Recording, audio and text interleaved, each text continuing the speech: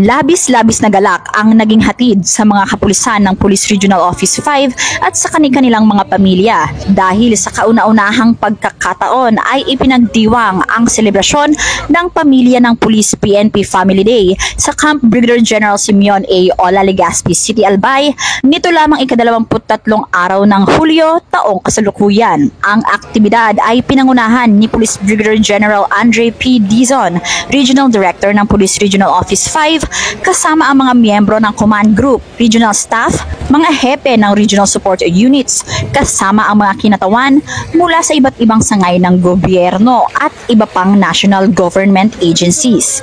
Umulan man o umaraw ay sinimulan ang selebrasyon sa pamamagitan ng isang maikling programa na sinundan ng ribbon cutting na sumisimbolo sa pagsisimula ng nasabing aktibidad.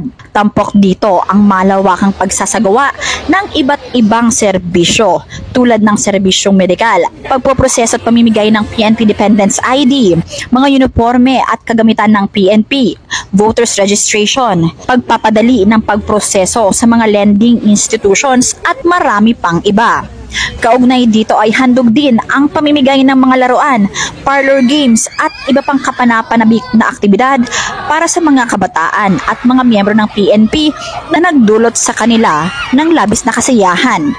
Ang nasabing selebrasyon ay isinagawa alinsunod sa flagship program ni Chief PNP Police General Formel Francisco D. Marbil sapagkat nais niya makatanggap ng parehong tulong ang mga tauhan ng pulisya at kanilang mga pamilya tulad ng matagal nang isinasagawa ng PNP sa komunidad dahil isa sa mga prioridad ng PNP ngayon ay ang siguraduhin ang kapakanan ng pamilya ng bawat pulis.